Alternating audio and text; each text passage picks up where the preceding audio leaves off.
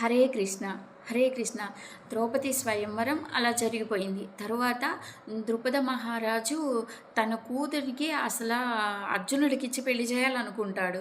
అర్జునుడికిచ్చి పెళ్లి చేయాలనుకుంటే ఈ బ్రాహ్మణ రూపంలో ఉన్న ఈ పంచపాండవులు వచ్చి ఆమెని పెళ్లి చేసుకుంటారు. ఆమెని పెళ్లి చేసుకుంటే తర్వాత ఏమవుతుందంటే అసలు ఈ ద్రౌపద మహారాజు సభలో ఏం జరిగిందంటే ఆ రోజు స్వయంవరంలో ఈ అర్జునుడు ఎప్పుడైతే మత్స్యేంద్రియాన్ని ఛేదిస్తాడో అక్కడ సభలో ఉన్న రాజులందరికీ కోపం వస్తుంది.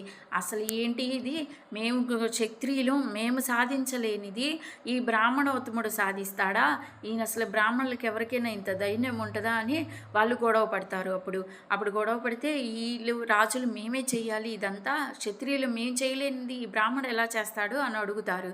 అప్పుడు బ్రాహ్మణులు ఏమంటారు, ఏ క్షత్రియులు మీరే చెయ్యాలా, మేము సాధించలేమా ఏమి అని కోపం వచ్చి వాళ్ళు కమండలంలో నీళ్లు తీసుకొని వాళ్ళకి శపించబోతే ద్రుపద మహారాజుకి అర్థం కాలే, వీళ్ళిద్దరు గొడవపడి ఈయన మీద తిడుతున్నారు. ఈ గోల్ నాకెక్కడ వచ్చింది, అసలు నేను అర్జునుడికి ఇచ్చి పెళ్లి చేయాలనుకున్నాను, ఈ బ్రాహ్మడు వచ్చి పెళ్లి చేసుకున్నాడు, మత్స్యేంద్రియాన్ని సాధించి, ఇది ఎలా సాధ్యమైందో ఆయనకు అర్థం కాలేదు.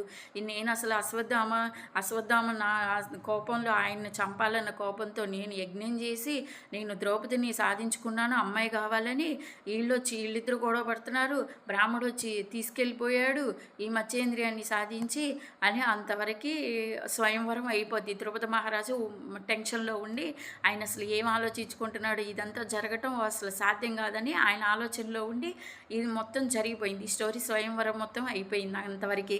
తర్వాత ద్రౌపద మహారాజు అసలు వీళ్ళెవరు ఏంటి, అర్జునుడికి ఇచ్చి చేయాలని నేను అనుకున్నాను, అసలు ఏదో జరిగిపోయిందని ఆయన